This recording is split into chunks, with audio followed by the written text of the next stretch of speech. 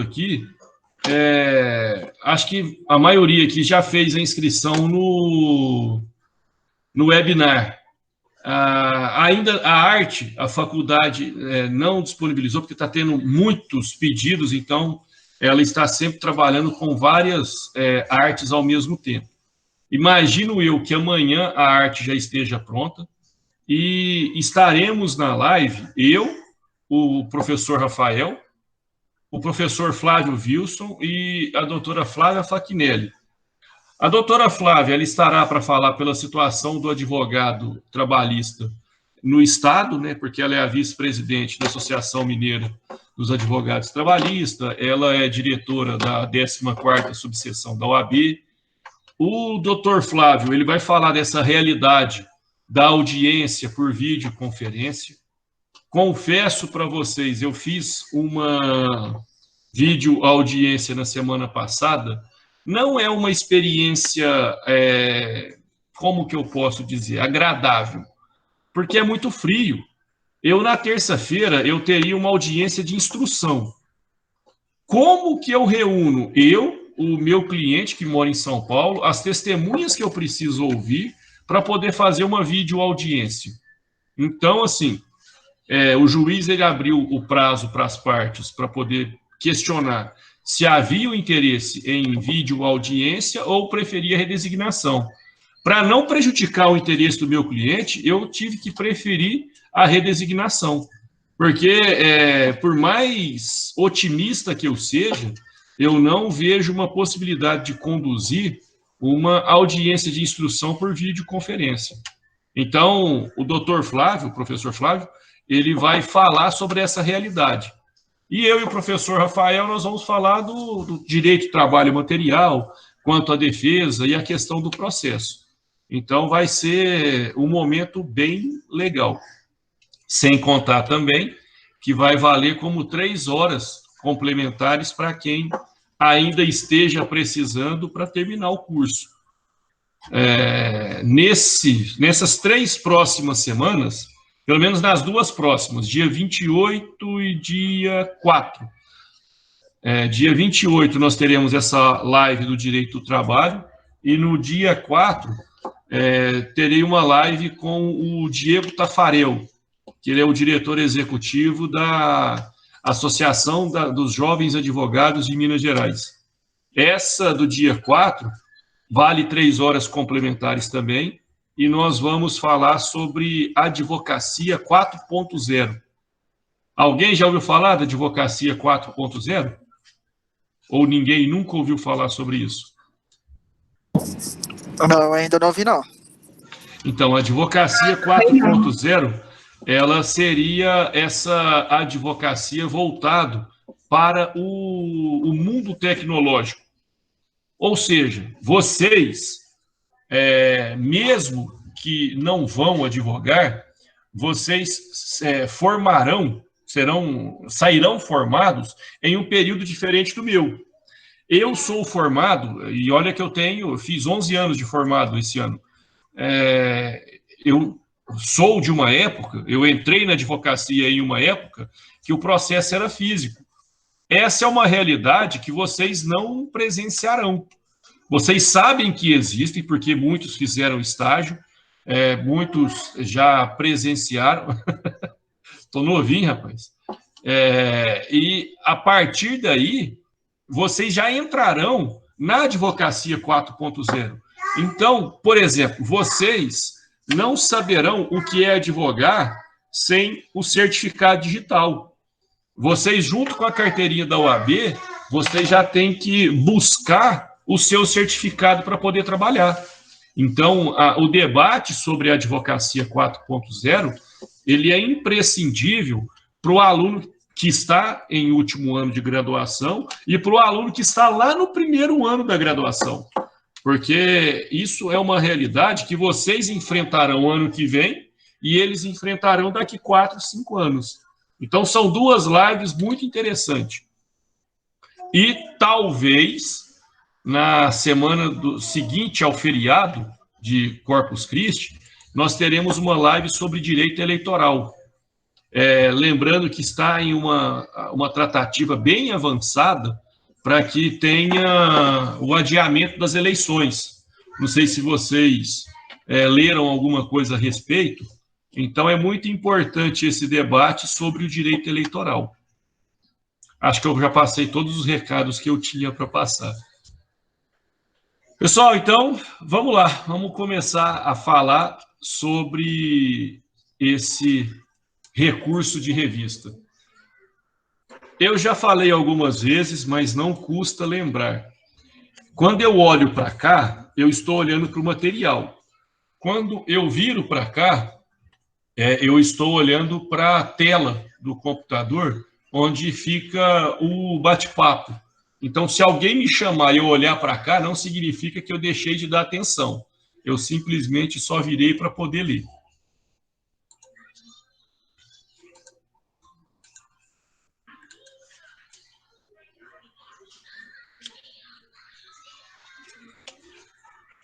Pessoal, vocês estão vendo aqui a tela, né? Direito processual do trabalho, recurso de revista, parte 1. Ótimo. Pessoal, então hoje nós vamos começar a falar sobre esse recurso tão específico, esse recurso tão trabalhoso e tão específico, acho que específico já tinha falado, do processo de trabalho. Ele é um recurso de arrancada puramente técnico. Via recurso de revista, eu não terei a possibilidade, por exemplo, de rediscutir fatos e provas. No meu recurso de revista, qual é a primeira intenção do advogado e a primeira intenção da própria Justiça do Trabalho? É uniformizar a jurisprudência, trazer uma segurança quanto a vários tipos de fatos. Ou seja, é não ter julgamentos conflitantes para o mesmo objeto. Essa é a ideia do recurso de revista. Por quê?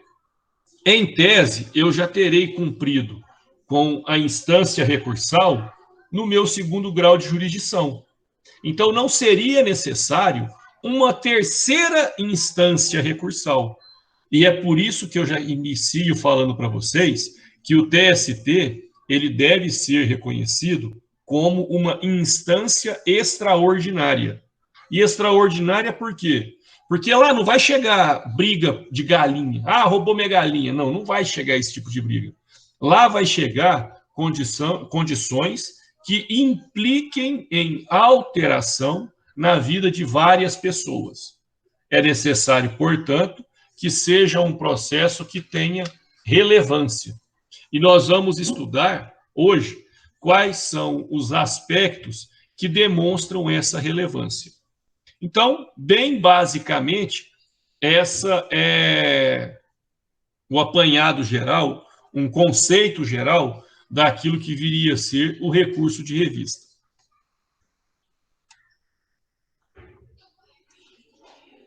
Como eu havia dito na apresentação, esse recurso de revista, ele visa uniformizar a jurisprudência. E por que ele pode ter essa característica? Porque nós já temos o recurso ordinário, que é o recurso utilizável para mudar o julgado. Ou seja, pelo recurso de revista, eu posso ter uma alteração do julgado? Claro, perfeitamente. Só que essa alteração do julgado, se ela acontecer, não vai ser por análise dos fatos e das provas. Essa modificação do julgado, ela acontecerá por algum tipo de vício ou falha processual que implique em um novo entendimento pelo tribunal. Professor, dá um exemplo, antes de falar da fundamentação, que é lá no final, do que poderia ser uma hipótese de cabimento de recurso de revista. Uma hipótese de cabimento de recurso de revista é um acórdão de determinado tribunal que contrarie lei federal ou Constituição Federal. é uma decisão cabível de recurso de revista. Certo? A CLT, ela prevê o recurso de revista no artigo 8, a partir do artigo 896. Aqui eu vou interromper a apresentação para a gente poder abrir o artigo 896.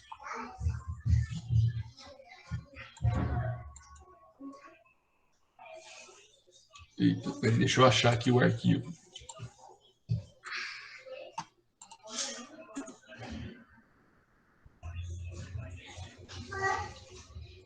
Vocês vão ver aqui um PDF todo destacado. Vocês estão vendo?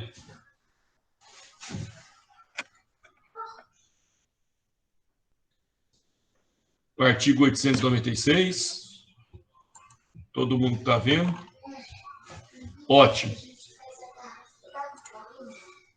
Aqui, pessoal, nós vamos nos ater a esses detalhes aqui, ao caput, e eu gostaria de chamar a atenção de vocês também, mais um pouquinho para frente, para vocês vão entender, das alterações trazidas pela reforma trabalhista. Então, vamos dissecar o caput do 896. Cabe recurso de revista para a turma do Tribunal Superior do Trabalho das decisões proferidas em grau de recurso ordinário em dissídio individual pelos tribunais regionais do trabalho. Aí, a linha A, a linha B e a linha C, elas dizem respeito à fundamentação que ensejaria o recurso de revista. Nós não vamos ler a fundamentação agora. A fundamentação é a última parte desse primeiro bloco do recurso de revista. O que eu gostaria que vocês prestassem atenção? As alterações trazidas pela reforma trabalhista.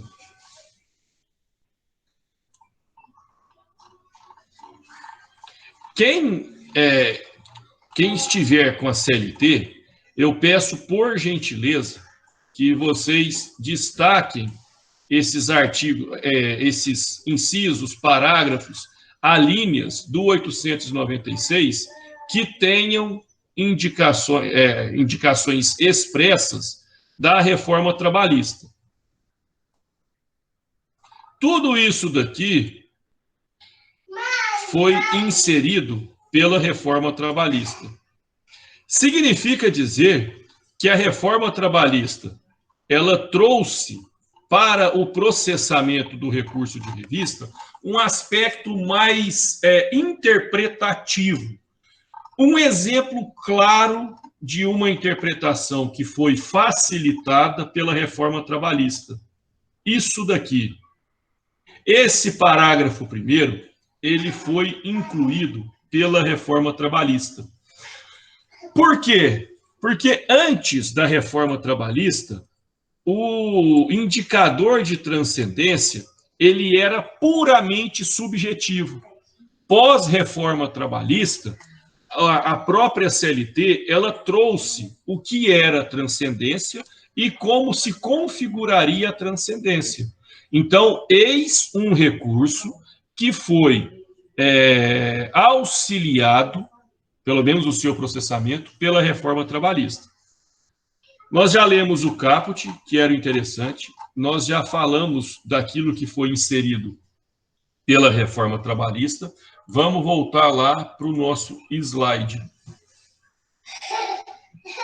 Só um minutinho aqui. Como que eu não recepciono o Mário Milhorinha? A foto dele é o escudo do São Paulo. Além de receber, se eu estivesse em sala de aula, eu pediria uma salva de palmas para ele. Mas, pessoal, falando sério aqui agora, quando nós fazemos a leitura do caput do 896, ele nos dá a seguinte ideia. Pensemos que esse triângulo bem desenhado, ele seja a estrutura jurisdicional da trabalhista, em que aqui, na base da pirâmide, nós tenhamos a vara do trabalho, aqui nós tenhamos o TRT, e aqui nós tenhamos o TST. Vou mudar a cor da caneta aqui. O recurso de revista, ele será analisado exclusivamente pelo TST. Do caput, fica entendido que será cabível recurso de revista contra decisão proferida por tribunal em grau recursal, em grau de recurso ordinário. Ou seja, eu somente terei recurso de revista quando essa minha ação nascer no primeiro grau de jurisdição. Então, eu tive uma sentença aqui, não concordei e recorri. Desse meu recurso, eu tive um acórdão, não concordei, tentei recorrer. Esse é o caminho do recurso de revista.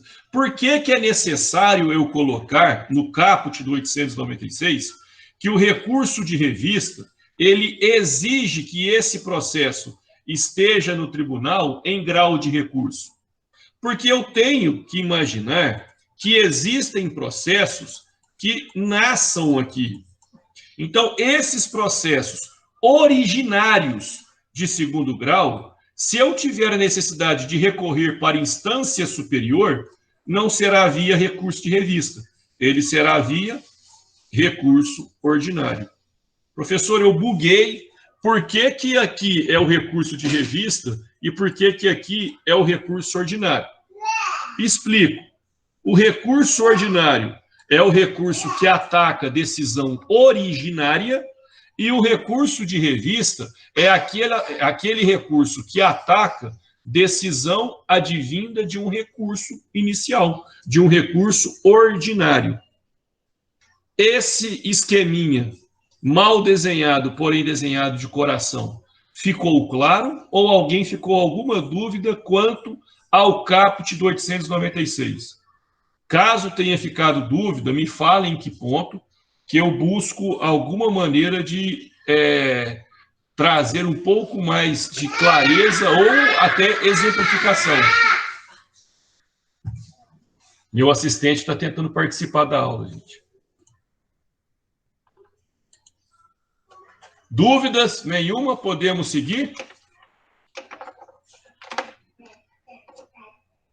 Seguimos-nos, então. Quanto ao prazo, aqui é um recurso que se aplica à regra geral, a uniformização do prazo recursal. Então, o recorrente, ele vai ter 8 dias. E o recorrido, prazo idêntico. Lembrando que, assim como acontece no recurso ordinário, a interposição de embargos, quando tempestiva, ela enseja na interrupção da contagem do prazo. Ou seja, tenho 8 dias para poder interpor o recurso de revista.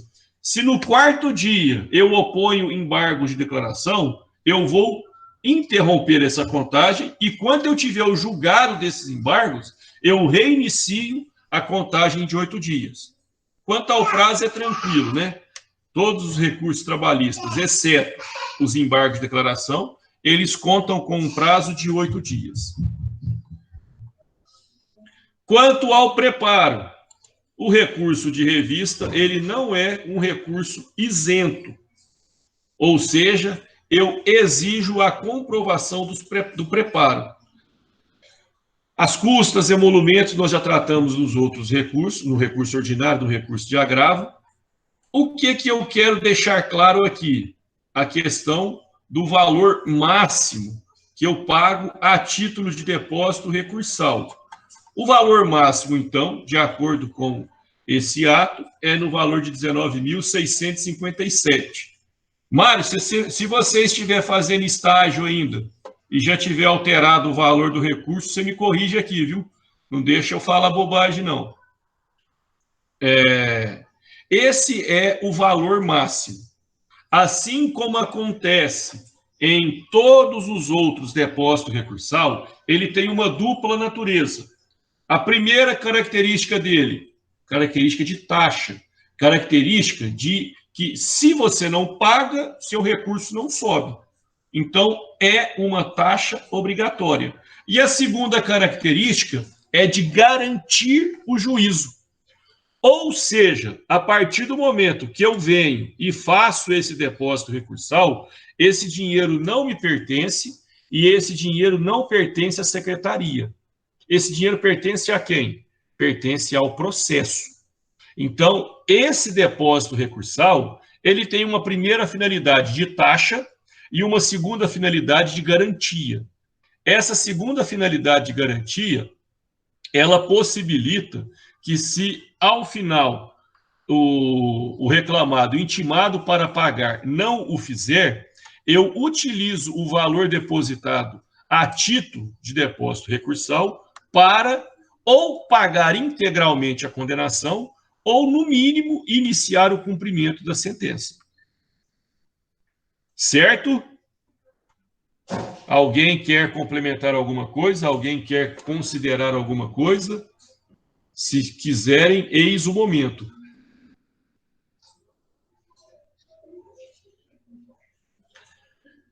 Essa questão do valor do depósito, esse daqui, gente, é o teto. Professor, como assim? Pensa em uma condenação de 20 mil reais. Eu preciso garantir quanto? 20 mil reais. Se eu já tiver recorrido o depósito recursal e pagar os 9 mil e tralalá, para apresentar o recurso de revista, eu não vou ter que pagar os 19. Por quê, professor? Porque senão supera o valor da condenação. Então, eu pago a diferença para complementar o valor da condenação. Certo? Aqui, eu fui educado na faculdade por mapas mentais, por esqueminhas, por desenhos. Então, eu tenho a acreditar que vocês também o sejam. O que eu quero demonstrar para vocês? É explicar de acordo com esse recurso, esse esqueminha aqui. O que é o recurso de revista? Eu tenho uma ação, que ela nasceu na vara do trabalho. Dessa ação, eu tenho uma sentença em grau originário. Contra a decisão em grau originário, eu faço o meu processo subir para a instância superior via recurso ordinário. Da decisão do meu recurso ordinário, o que eu terei? Espera aí que agora deu tilt aqui. O que eu terei? Eu terei uma decisão recursal. Se ainda assim eu não concordar, eu tenho que fazer subir ao TST via recurso de revista. Lembrando, no meu recurso de revista, eu não vou rediscutir fatos e provas. Disso daqui, eu posso destacar essas características aqui.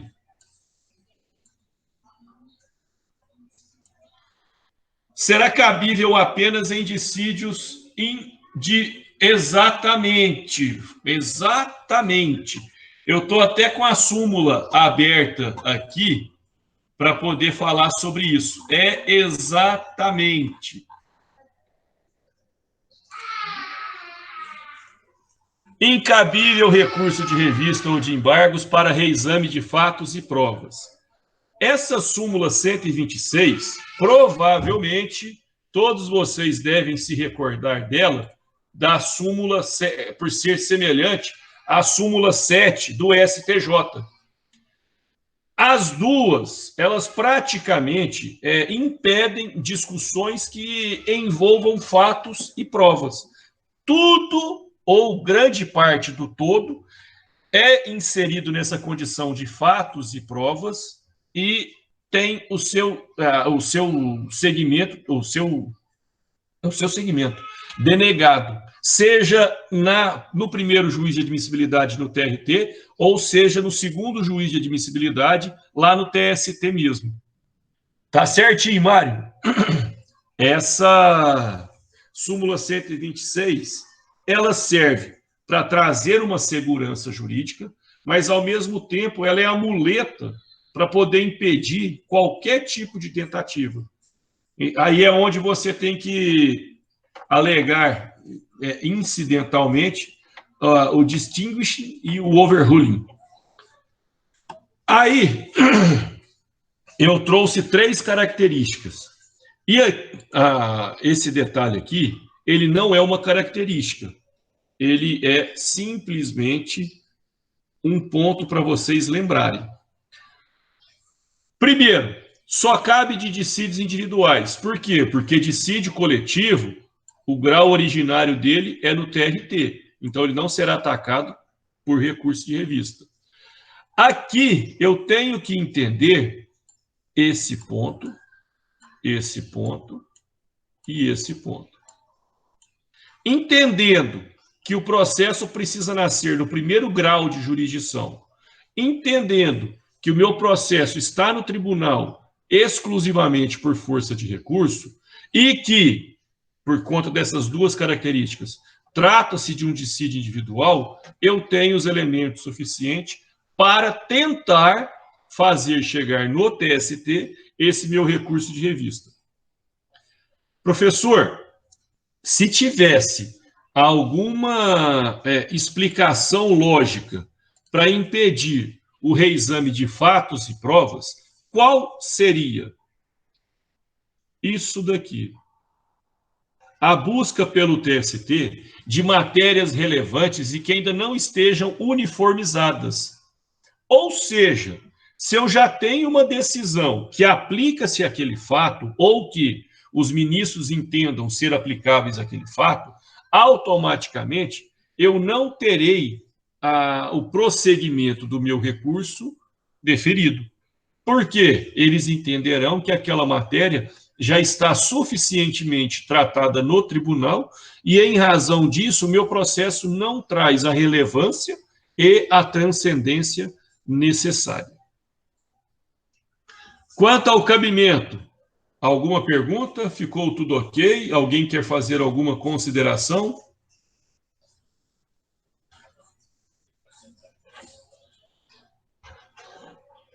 Nenhuma?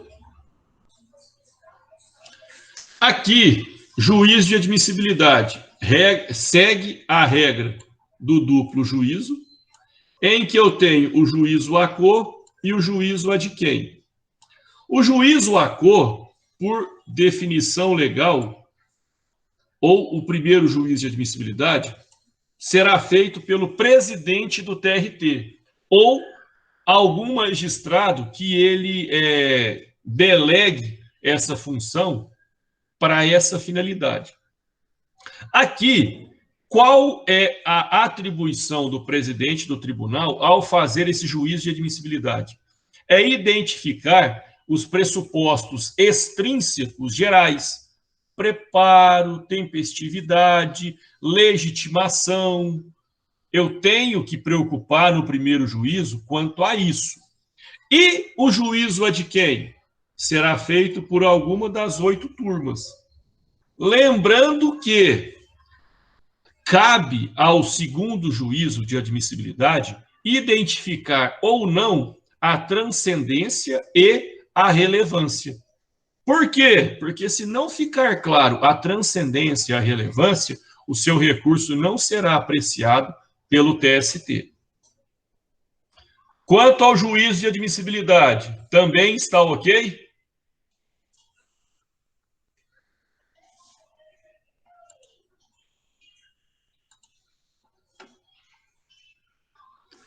Aqui, eu tenho os pressupostos extrínsecos, porém específicos. São 2 que nós vamos estudar, cada um ao seu slide. O primeiro seria o pré-questionamento e o segundo seria a transcendência propriamente dita. Nós vamos começar pelo pré-questionamento.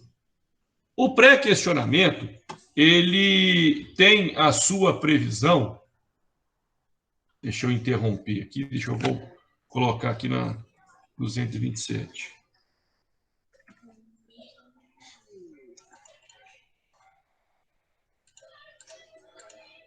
Então, tem que sair e voltar aqui. Só um minutinho, gente.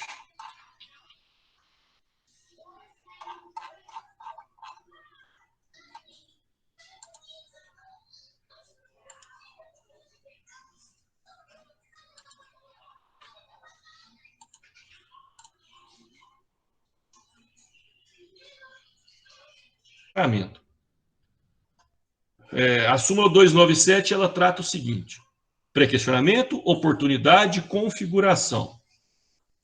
Disse pré-questionada a matéria ou a questão quando na decisão impugnada haja sido adotada explicitamente tese a respeito.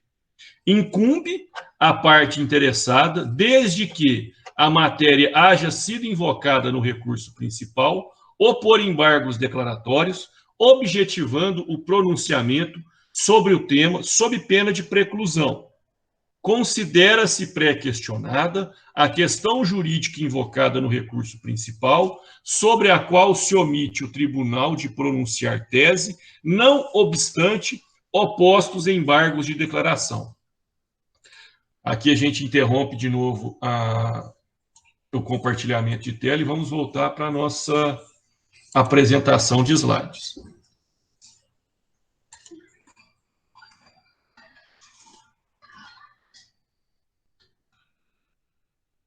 Vocês estão vendo aqui a tela do... Agora, vou até confirmar antes. Vocês estão vendo a tela aqui da apresentação de PowerPoint, né?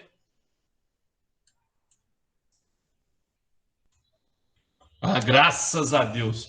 Senão vai que aparece meu WhatsApp de novo. Aqui, pessoal, nós precisamos discutir as hipóteses. E, primeiro, o que é o pré-questionamento? Vamos lá. O pré-questionamento, antes de mais nada, é necessário falar que ele é um pressuposto extrínseco e específico do recurso de revista. Portanto, eu preciso pré-questionar. Então, a primeira característica do pré-questionamento, ele é um pressuposto extrínseco. Mas, professor, o que é pré-questionar? Pré-questionar é falar ao Tribunal Superior do Trabalho que aquela tese que você entende ser a mais adequada, você já apresentou para o Tribunal Regional do Trabalho. E que mesmo o Tribunal Regional do Trabalho, vendo aquela tese, ele não acatou. Então, o que você faz? Se essa tese já estiver no seu recurso ordinário e você não obtiver êxito nela, o que você tem que fazer? Você opõe os embargos de declaração. Nesse embargo de declaração, você fala especificamente para os desembargadores abordarem a razão pela qual não julgaram de acordo com aquela tese que você está sustentando, e a partir daí você demonstra para o TST. TST, está vendo? Eu tentei fazer com que o TRT enxergasse o erro, só que o TRT não enxergou. Então, TST, é necessário que você venha e corrija esse equívoco. Isso é pré-questionar. Mas vamos lá. Uma pergunta idiota, mas muito idiota, que já derrubou muita gente. Eu posso pré-questionar uma matéria que não esteja no meu recurso principal? A resposta é não. E a resposta é não pelo inciso 2 da súmula 297. Você somente pré-questiona tese suscitada no seu recurso principal que apresente aquilo que você quer levar à discussão no TST. Então, se você não tem essa sua tese no seu recurso, não é possível pré-questionar. Professor, e se essa tese estiver implícita em determinados argumentos? Veja bem, essa questão de estar implícita impede o seu reconhecimento da leitura do documento? Por quê? Porque se impedir, não tem como pré-questionar. Por isso que a sua tese principal, ela tem que ensejar essa possibilidade de pré-questionar. Porque se não houver o pré-questionamento, o seu recurso não subirá. Certo? Outra questão importante, muito importante.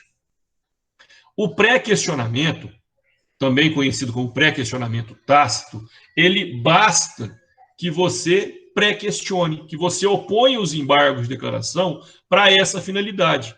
Independentemente se a justiça vai responder os seus embargos ou não. A matéria estará pré-questionada com a oposição dos embargos para essa finalidade. Certo? Então, se em algum momento vocês forem indagados que o pré-questionamento somente acontecerá quando o tribunal manifestar-se sobre a tese em embargos de declaração, essa afirmativa está equivocada. Por quê? Porque é admitido o pré-questionamento tácito, e esse pré-questionamento tácito, ele significa que você pré-questionou. Se o tribunal despachou ou não, é outro problema, certo? E uma outra parte que eu gostaria de falar para vocês é isso daqui, ó. Pré-questionar por negativa de prestação jurisdicional. Aqui, pessoal, era a farra do boi. Tudo, absolutamente tudo, que não tinha um pré-questionamento relevante, a parte alegava como se não houvesse tido a prestação jurisdicional. E o legislador ele não exigia que você comprovasse essa ausência de prestação jurisdicional. Então, agora, se por acaso o seu pré-questionamento for balizado por essa prestação negativa, ou essa negativa de prestação, você precisa demonstrar expressamente. Então, eu não posso alegar genericamente a negativa de prestação jurisdicional. Essa negativa, ela somente servirá como pré-questionamento quando expressamente tratada. Quanto ao pré-questionamento, conceito e definição, alguma pergunta, algum detalhe, alguma coisa que não tenha ficado claro? Nada ficou claro, como que eu posso fazer? Está tudo bem? Não está nada bem? Alguém fale comigo.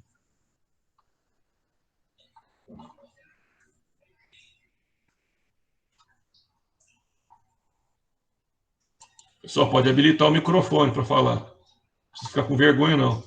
Somos todos amigos.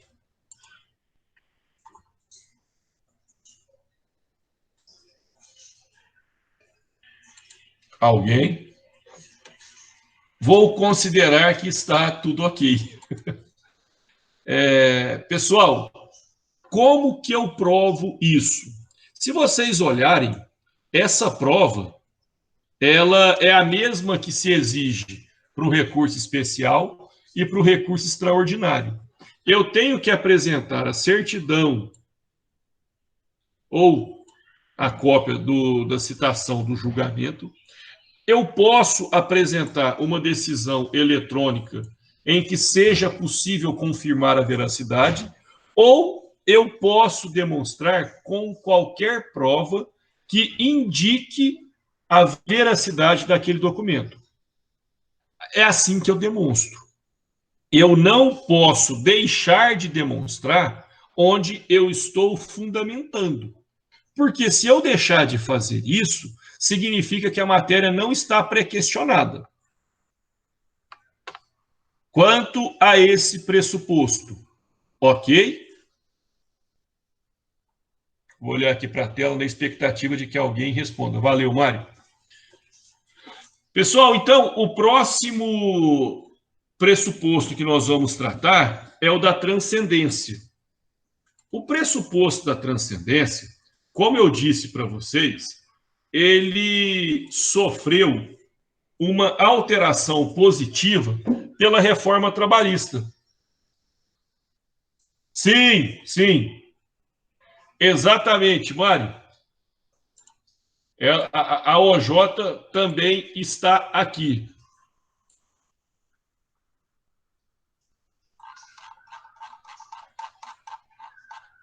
Só não está aberta, né? Mas está aqui. Obrigado, viu, Mário?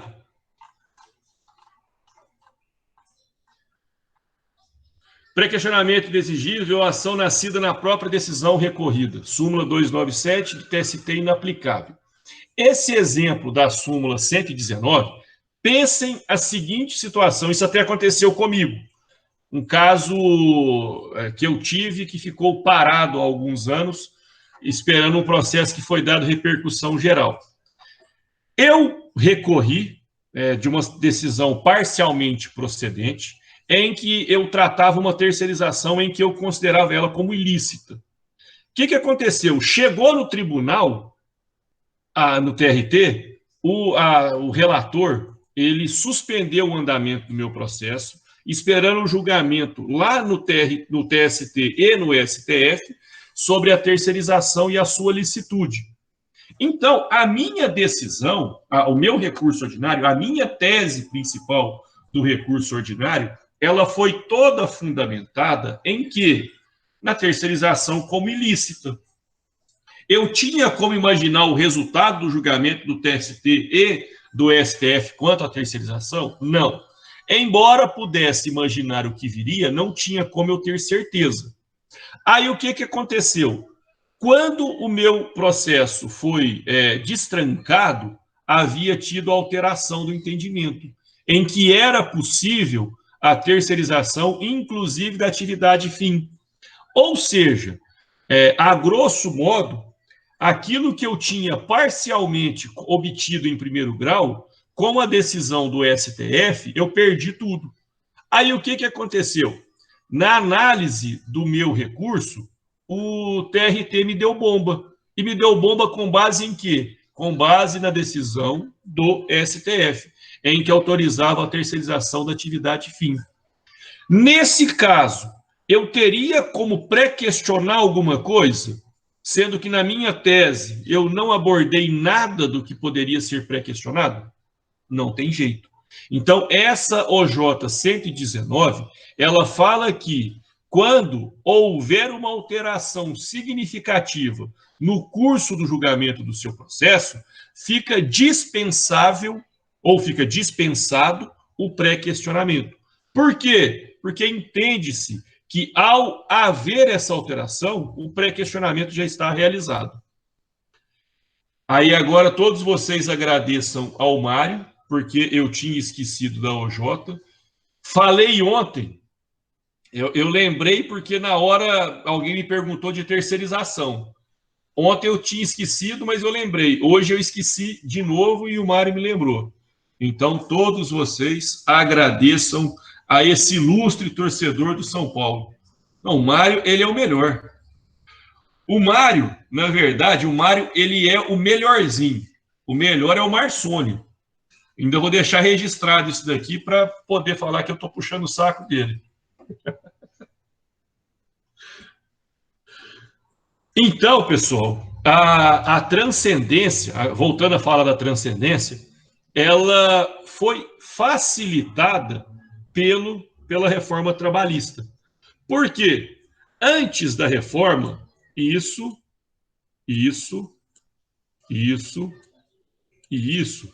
era extremamente subjetivo. Extremamente subjetivo. Ficava ao crivo de cada ministro falar se o seu processo tinha relevância econômica ou não, tinha relevância social ou não, tinha relevância política ou não, tinha relevância jurídica ou não. Agora, com a reforma trabalhista, no parágrafo 1º do 896-A, já traz o conceito do que é algo que tenha transcendência econômica. É aquele processo com elevado valor de causa. Tem o que é a transcendência social. é aquele que tem afetado algum direito previsto na CF, na Constituição Federal. Tem a transcendência política, que é quando houver descumprimento de súmulas ou de jurisprudência sumulada. E tem também a transcendência jurídica, que é quando houver uma divergência recente. Então, isso daqui, agora nós temos um padrão objetivo que impede o subjetivismo exagerado dos ministros. Portanto, hoje nós temos a fixação daquilo que pode identificar a transcendência. Eu havia dito lá na parte do juízo de admissibilidade que quem faz a análise da transcendência é o TST. Isso vocês não podem se esquecer. Vocês não podem esquecer. Não cabe ao TRT, embora por N vezes eles façam assim, não cabe ao TRT fazer a análise da transcendência. Essa transcendência, ela é objeto do TST.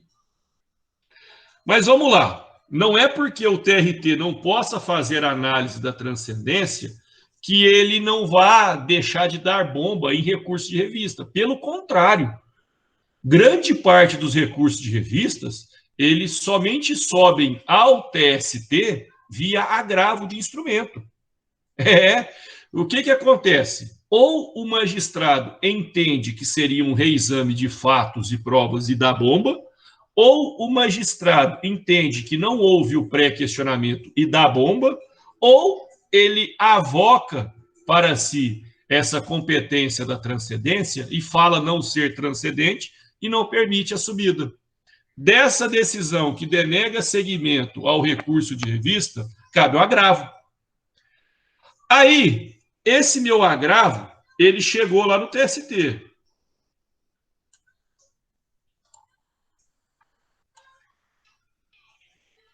Espera aí, gente. É a de baixo. Deixa eu ver se tem como... Não, deixa eu apagar aqui.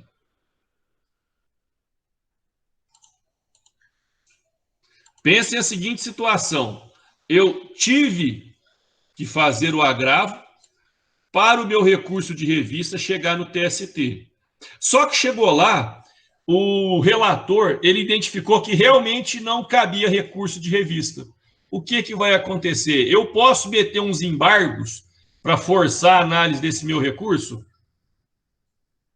Para a jurisdição trabalhista, não, segundo no TST, não caberá recurso dentro da estrutura da jurisdição trabalhista. E não cabe por quê? Não cabe por um simples motivo.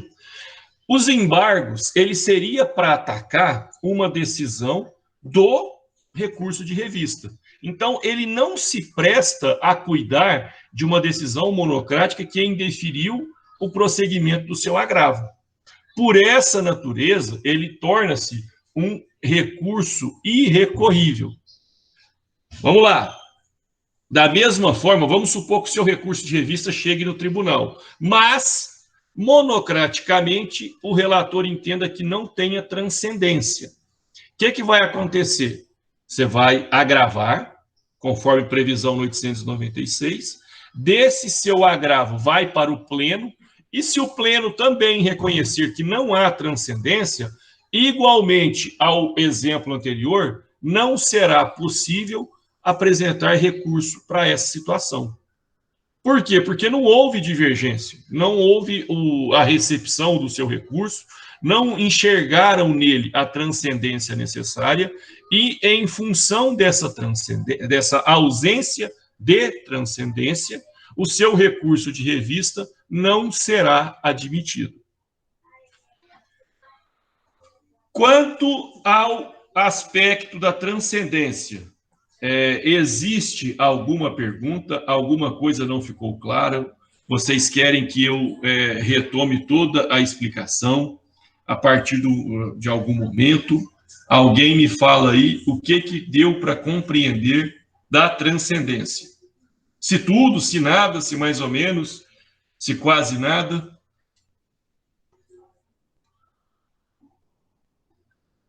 Alguém?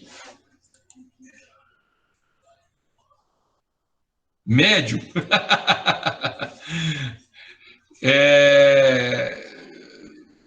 Médio em tudo ou médio em algum ponto específico que não tenha ficado claro?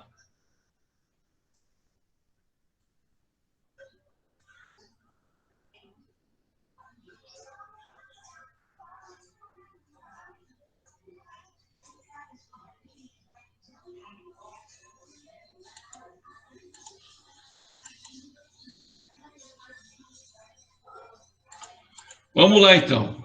Se é só a parte final, vamos retomar aqui. Pensem o seguinte. Lá vem eu com os meus desenhos. Vou colocar aqui o vermelho. Pensem que você está no TRT e o seu recurso tomou bomba aqui. O que você vai ter que fazer? Um agravo de instrumento em recurso de revista. Aí, o seu processo vai chegar no TST, não vai? Chegando no TST, se o relator monocraticamente falar que ele não tem, não é possível a análise desse seu recurso, acabou. Você não tem um recurso para poder apresentar. É irrecorrível na esfera trabalhista a análise desse seu recurso. Isso ficou claro?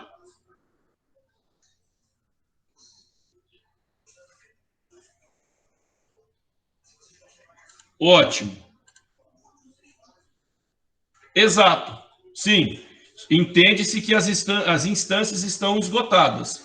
Você já tentou na vara do trabalho, tomou bomba. Tentou no TRT, tomou bomba. Tentou fazer subir ao TST, também tomou bomba. Na organização trabalhista, na esfera, na jurisdição trabalhista, não tem mais um recurso que você possa aviar. Agora, o outro exemplo que eu dei seria o seguinte. Vamos supor que você apresentou o seu recurso de revista e ele foi admitido. Chegou no TST. Só que quando chegou no TST, o relator também, monocraticamente, ele deu bomba, falou, não cabe. O que você vai fazer? O agravo. Esse agravo, o agravo ficou apagado. Esse agravo vai levar esse processo para o pleno, e aqui no pleno, se essa decisão for mantida, também não cabe recurso para esse processo. Entende-se como esgotado a possibilidade de discussão dessa matéria. Agora ficou mais claro? Alguém tem alguma dúvida? Alguém tem alguma consideração a fazer?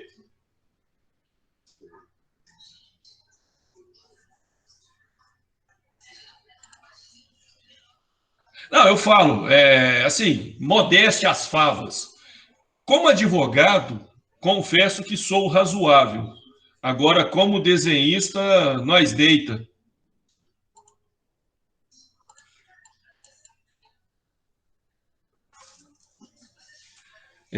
Minha mãe, quando eu nasci, ela falou assim, esse menino tinha que ser desenhista. Fui querer estudar para fazer direito.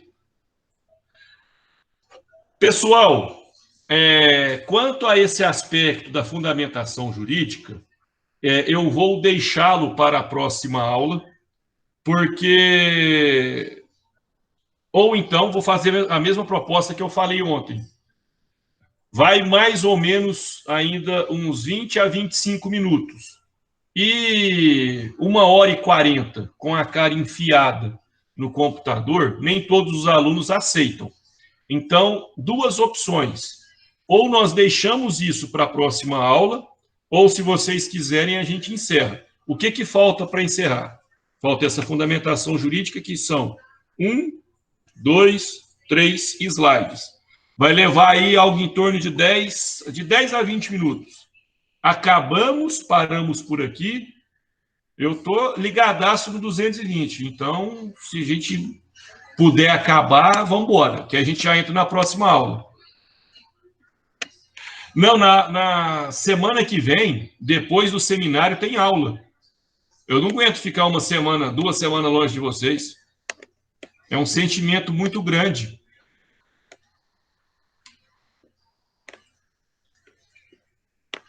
Inclusive, semana que vem eu vou ter overdose de vocês. Vou ter vocês às 19 e terei vocês às 21. E aí, gente? Só tem a manifestação da Elis Bélgica, agora do Bruno. Próxima aula? Mateus, você é dos meus. Se a maioria falar que vai, vamos. Se a maioria falar que não vai, não vamos. Pessoal, então, então encerramos por aqui. Vou disponibilizar esse material para vocês. Vou fazer a complementação, porque amanhã eu tenho mais 2 aulas. E se eu me conheço bem, eu vou esquecer da OJ 119. E como eu não sei se alguém vai me perguntar sobre a terceirização, ou se eu não sei se o Mário vai poder assistir a aula, então eu já vou colocar no material agora, para eu não me esquecer. E o material que eu disponibilizo para vocês já vai ter a OJ 119. Só tem na sala de vocês. Então eu vou ter que complementar mesmo. Pessoal, então, vou parar aqui a gravação. Fiquem todos com Deus, tenham todos um excelente restinho de semana.